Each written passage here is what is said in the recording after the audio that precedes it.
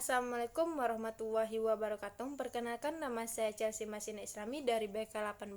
Saya akan mempresentasikan materi tentang konsep media layanan BK. Adapun bagian dalam media layanan BK ini yaitu ada pengertian, tujuan dari media, manfaat media secara umum dalam pembelajaran dan dalam layanan BK. Baiklah, langsung saja. Yang pertama itu ada pengertian media.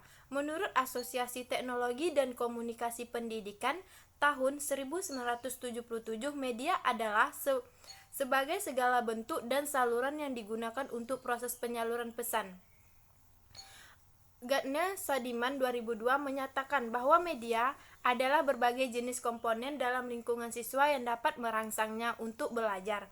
Lebih lanjut, Briggs Sadiman 2002 menyatakan bahwa media adalah segala alat fisik yang dapat menyajikan serta merangsang siswa untuk belajar. Kustadi 2011 mengemukakan bahwa media adalah perantara atau pengantar pesan dan pengirim ke penerima pesan. Kata media berasal dari bahasa Latin dan merupakan bentuk jamak dari kata medium yang berarti perantara atau pengantar. Selanjutnya itu ada definisi media dalam BK. Media bimbingan dan konseling adalah segala sesuatu yang dapat digunakan untuk menyalurkan pesan bimbingan dan konseling yang dapat merangsang pikiran, perasaan, perhatian, dan kemampuan siswa atau konseli untuk memahami diri, mengarahkan diri, mengambil keputusan, serta memecahkan masalah yang dihadapi.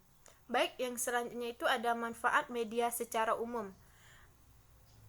Yang pertama, memperjelas pesan agar tidak terlalu verbalis. Yang kedua, mengatasi keterbatasan ruang waktu, tenaga, dan daya indera. Yang ketiga, menimbulkan garah atau minat siswa, interaksi lebih langsung antar siswa dengan guru bimbingan dan konseling atau guru BK. Yang keempat itu ada memberi rangsangan yang sama, mempersama pengalaman, dan menimbulkan persepsi yang sama.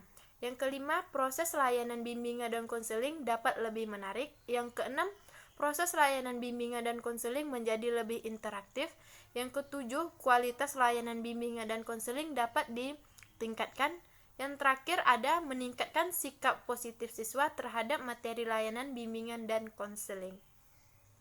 Tadi sebelumnya saya menjelaskan tentang manfaat media secara umum, dan sekarang saya akan menjelaskan manfaat media dalam BK. Yang pertama itu, penggunaan media bimbingan dan konseling bukan merupakan fungsi tambahan, tetapi memiliki fungsi tersendiri sebagai saran baru untuk mewujudkan situasi bimbingan konseling yang lebih efektif. Yang kedua, media bimbingan dan konseling merupakan bagian internal dan keseluruhan proses layanan bimbingan dan konseling. Hal ini mengandung pengertian bahwa media bimbingan dan konseling sebagai salah satu komponen yang tidak berdiri sendiri tetapi saling berhubungan dengan komponen lainnya dalam rangka menciptakan situasi yang diharapkan. Selanjutnya itu yang ketiga ada media bimbingan dan konseling dalam penggunaannya harus relevan dengan tujuan dan kompetisi yang ingin dicapai dan isi layanan bimbingan dan konseling itu sendiri. Fungsi ini mengandung makna bahwa pemilihan dan penggunaan media dalam bimbingan konseling harus selalu melihat pada kompetisi atau tujuan dan bahan atau materi bimbingan dan konseling tersebut. Yang keempat itu ada media bimbingan dan konseling bukan berfungsi sebagai alat hiburan. Dengan demikian tidak diperkenalkan menggunakan sekedar untuk permainan atau memancing perhatian siswa. Media bimbingan dan konseling bisa berfungsi untuk memperlancar proses bimbingan dan konseling. Yang selanjutnya itu ada yang terakhir, media bimbingan dan konseling berfungsi untuk meningkatkan kualitas layanan bimbingan dan konseling. Pada umumnya, hasil bimbingan konseling yang diperoleh oleh siswa dengan menggunakan media bimbingan dan konseling akan tahan lama mengendap. Nur Salim tahun 2015. Baik, untuk yang selanjutnya itu ada tujuan dari media.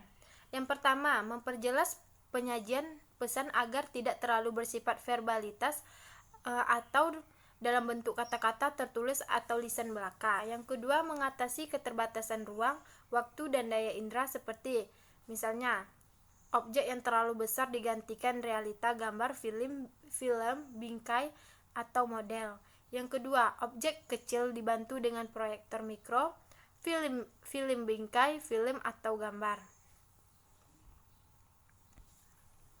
Yang ketiga, gerak yang terlalu lambat atau terlalu cepat dapat dibantu dengan tim flash dan high speed fotografi. Yang keempat, kejadian atau peristiwa yang terjadi di masa lalu bisa ditampilkan lewat rekaman film, video, film bingkai, foto maupun secara verbal. Yang kelima itu ada objek yang terlalu kompleks, misalnya mesin-mesin, dapat disajikan dengan model diagram dan lain-lainnya. Yang keenam itu ada konsep yang terlalu luas. Contohnya gunung berapi, gempa bumi, iklim, dan lain-lainnya. Dapat divisualisasikan dalam bentuk film, gambar, dan lain-lain. C. Penggunaan media secara tepat dan bervariasi dapat mengatasi sikap pasif pada siswa. Dalam hal ini, media berguna untuk yang pertama, menimbulkan kegairahan belajar, memungkinkan interaksi yang lebih langsung antara siswa dengan lingkungan kenyataan. Yang kedua itu ada memungkinkan siswa belajar sendiri menurut kemampuan dan minatnya.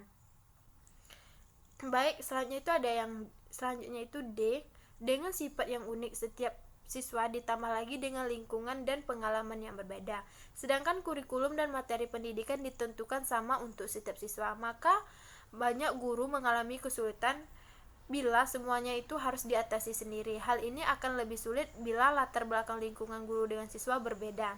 Masalah ini dapat diatasi dengan media, yaitu kemampuannya dalam yang pertama, memberi perangsang yang sama. Yang kedua, mempersamakan pengalaman.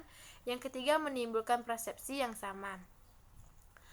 Arif Sardiman, Rahadarjo, Anung Haroyo, Harjianto. Baiklah, dapat saya simpulkan media layanan BK ini sangat berguna untuk membantu guru BK ataupun siswa dalam melaksanakan layanan BK, dan manfaatnya juga sangat banyak dalam layanan BK.